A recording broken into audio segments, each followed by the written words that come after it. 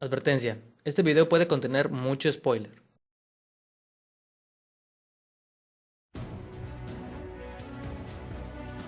Hola, soy el ajolote de la animación, apasionado entusiasta de este medio, y en esta ocasión deseo colaborar con el buen Kazuki Senpai y así abarcar la mayor diversidad de escenas posibles del año pasado.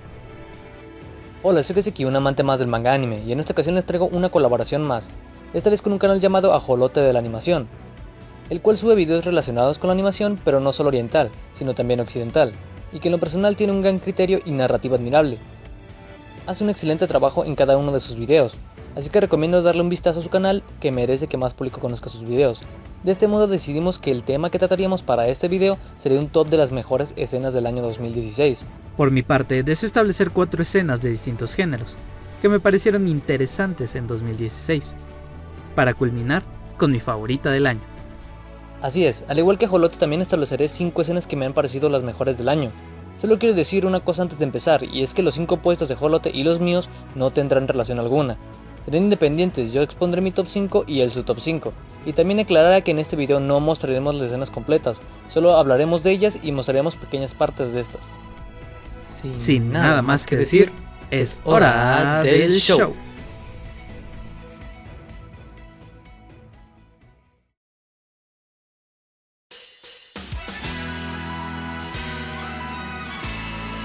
Muy bien, por mi parte, comencemos con un poco de comedia. Konosubarashi Sekai ni Shukufuku wo, o Konosuba, es una serie cuyo principal motor es la irreverencia de sus personajes, y hay mucho de donde elegir, con las explosiones de Megumin, la alegría orgasmos de Darkness, y los momentos de Kazuma siendo un cretino. Sin embargo, no hay momento que me haga reír más que la constante desesperación de Aqua.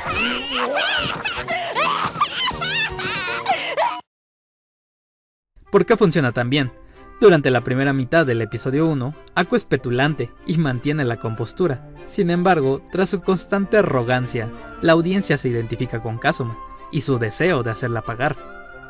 Es común ver este tipo de personajes presuntuosos en arquetipos como Tsundere y Oyo-sama, por lo que ver el sufrimiento de este personaje se vuelve un gran placer. Todo esto sumado al uso de elementos de videojuegos, creando un momento en el cual la audiencia recibe un golpe de familiaridad y un segundo golpe de comedia. Esta técnica fue empleada en la segunda temporada, aunque me parece con menor efecto. Aún así, no me canso de mirar una y otra vez esa cara.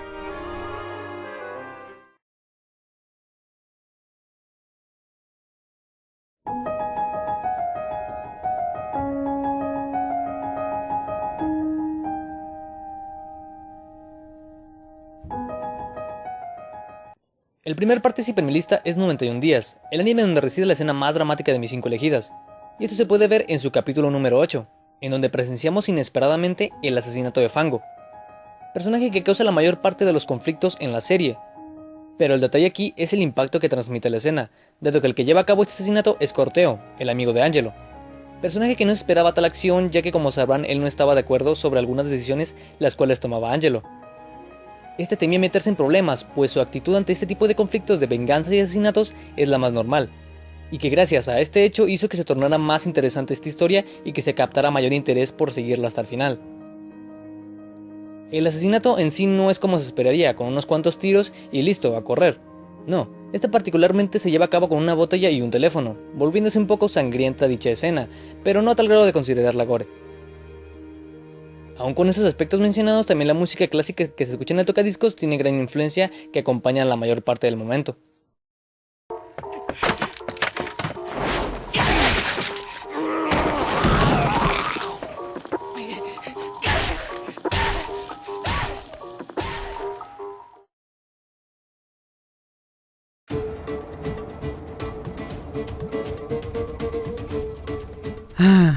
Antes de que esto se vuelva una pelea entre si el azul es mejor que el plateado, o que comiencen a lanzarse cuchillos entre sí sobre la calidad detrás de esta serie, permítanme hacer un pequeño argumento a favor de Re:Zero.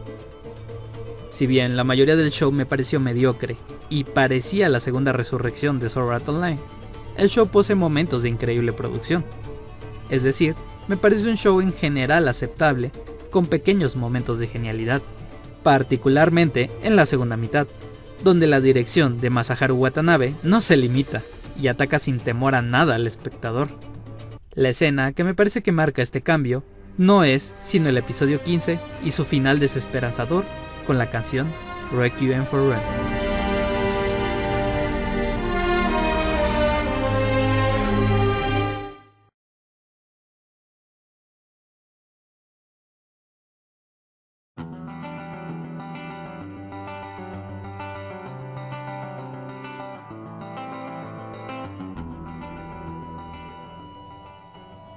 Sin duda, Boku no Hero Academia ha sido el participante que más problemas me ha dado a la hora de seleccionar la escena en que se llevará a este puesto, ya que tiene una extensa cantidad de momentos destacables, lo cual, como dije, complica las cosas, así que la ganadora de tantas escenas no es más ni nada menos que la del capítulo 2, que acarrea consigo cierta indecisión por haber dejado atrás escenas como las del capítulo 4, 5, 7, 12 y parte del mismo 2.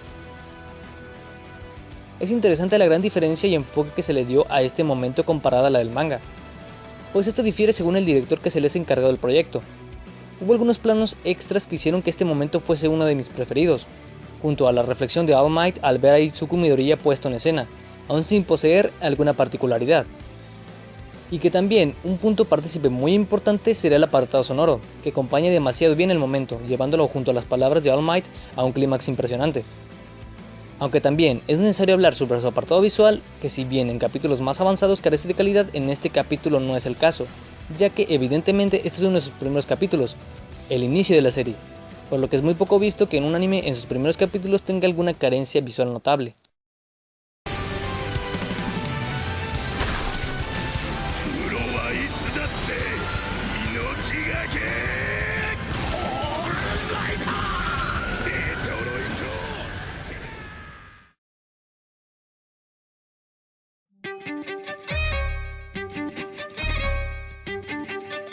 Un aspecto que disfruto mucho en las series es el uso consciente de ciertas herramientas narrativas, con la finalidad de referenciar ciertos géneros. Ya sé, suena excesivamente específico y sin importancia, pero creo que bien empleado nos brinda tanto un sentimiento de nostalgia como una marcada pasión por parte del creador de la serie. Flip Flappers fue un constante homenaje a la maravillosa que puede ser la animación y los recursos visuales, y el episodio 3 destaca con las escenas de acción y el constante homenaje a Mad Max. Sin embargo, fue el clímax del episodio 8 el que me cautivó por completo.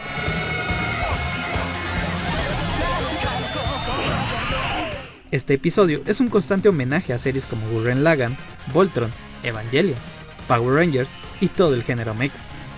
Aquí incluso la música cambia para reflejar este género. Esto se observa particularmente en la escena de transformación, que estuvo a cargo de Satoshi Shigeta, quien ha trabajado en la serie de Gundam y en Transformers. Esta escena, sin duda, representa el amor detrás de la industria de la animación.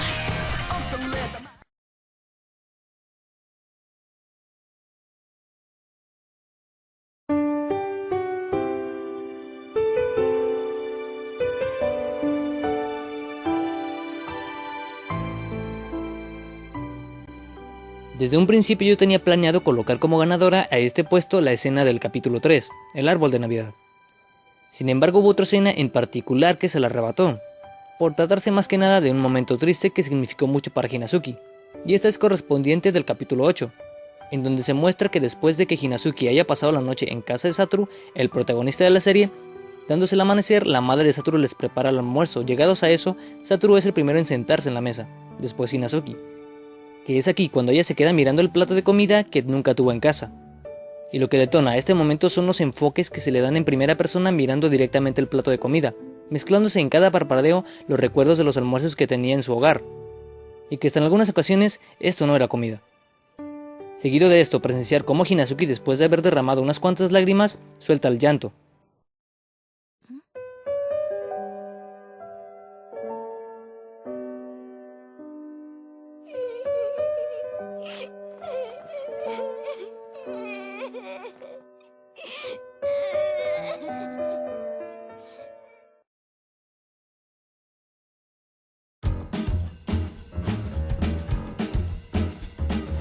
Showa Genroku Rakugo Shinju es sobre un par de discípulos tratando de mejorar en el arte de narrar cuentos, o rakugo, En esta serie la cinematografía es impresionante, constantemente empleando cortes rápidos, para denotar pequeños detalles durante las presentaciones de los personajes principales, así como las constantes reacciones de la audiencia.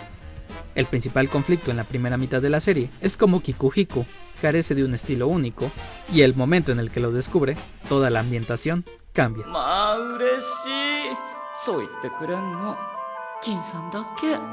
A partir de este momento, su narración comienza a reflejar la historia, desde los movimientos hasta la actuación de voz, e incluso la música. En este show, la mayoría de las interpretaciones ocurren al principio en silencio, y las melodías solo aparecen en el clímax.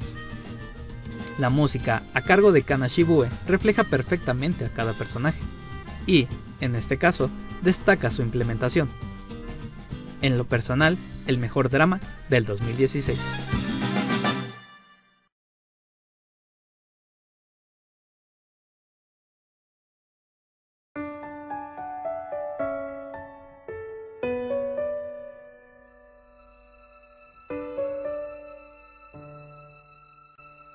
Zangatsu no Lion es el anime que ha tomado de sorpresa a muchas personas tras percatarse de que su trama no es tan sencilla como la pintan en su sinopsis. Si bien en lo personal el capítulo que detonó este interés en la serie fue el número 3, el número 10 lo llevó a otro nivel.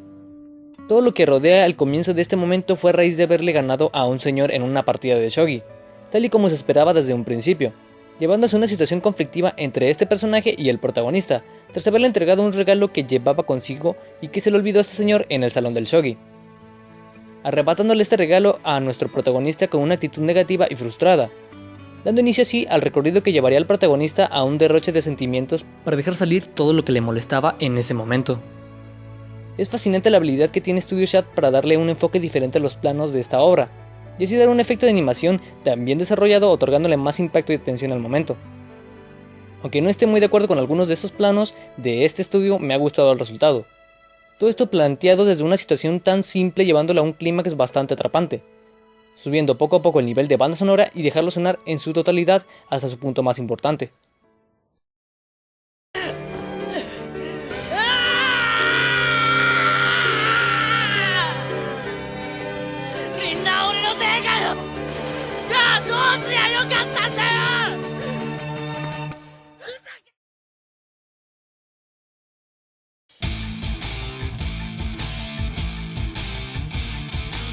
Si hablamos de las mejores escenas del 2016, me parece que Mob Psycho 100 posee de las mejores visualmente, desde momentos de drama, con la pintura en vidrio de Satomiyo, hasta los momentos de acción en el primer episodio, con Yoshimichi Kameda. Sin lugar a dudas, la mejor animación ocurre en el clímax de esta primera temporada, en el episodio 12. Sin embargo, hablar al respecto requeriría arruinar el final de la serie, así que escogeré su segunda mejor escena, que es el enfrentamiento entre Mob y Koyama en el episodio 8.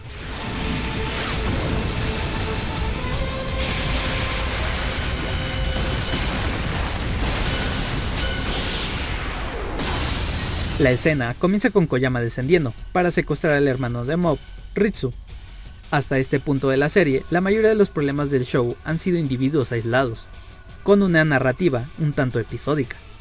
Pero es en este punto que obtenemos nuestro primer vistazo a los villanos de la serie, y es por ello que Koyama descendiendo simboliza la introducción de este aspecto a la serie. Desde un inicio, el antagonista no muestra su rostro, con la finalidad de crear una figura imponente e intimidante. Tras humillar a los presentes, Mob se torna serio ante la posibilidad de que lastimen a su hermano, y tras establecer contacto, finalmente muestra el rostro del mismo, mostrando lo imponente que son ambos. Al principio, Koyama golpea constantemente a Mob sin mayor dificultad, por lo que Ritsu trata de intervenir. Esto detona por completo la ira de Mob, ahora superando a Koyama de manera abrumadora. A partir de este momento, la animación comienza a cambiar constantemente de estilos, y la cámara se vuelve completamente fluida. Por ejemplo, en esta escena de acción,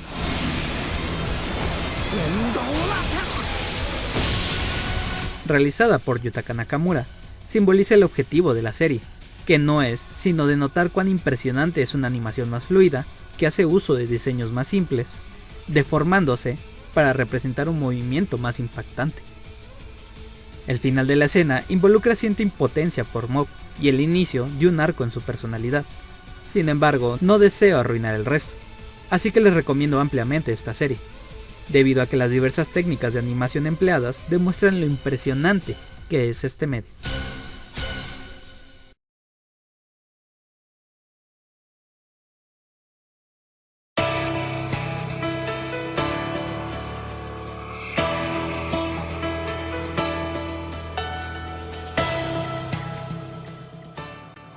Esta creo que ha sido una de las sorpresas más grandes a mi parecer. Tratándose de un thriller como lo es Occulting Night, no veía venir la escena del capítulo final. Citándose el protagonista Yuta Gamon en una situación no muy conveniente para él, decide tomar la arriesgada decisión de sacrificarse por el bien de los demás, siendo este el único que no reviviría con la ayuda del cañón Wardenclyffe, sin su limitador. Pero volviendo un poco atrás, lo que se tenía planificado antes de esto era que Evelyn se arriesgara utilizándose como superconductor para soltar el limitador del cañón, y así ser Gamotan quien produciría la resonancia del Sky Sensor, pero afortunadamente Gamotan logró conseguir la llave gracias al reconocimiento mutuo. Por ende no fue necesario que Evelyn utilizara este método, logrando su cometido como se tenía planeado, destruir Old Edge, para impedir el plan de MMG. El clímax se detona al llegar Gamotan a las instalaciones para utilizar la resonancia, creando así una explosión que alcanzaría al propio Gamotan, revelándose a su vez de dónde es que reside la escena donde se aprecia una misteriosa persona que se encuentra entre el fuego, y que dicho fragmento se es mostrado en su opening, un dato que sorprende bastante. Sin embargo, a mi parecer creo que tuvo un final apresurado, pero me quedo satisfecho con que el protagonista haya sido el menos beneficiado en todo esto, lo cual le otorga un gran gusto a pesar de que la obra no fue fiel a sus novelas.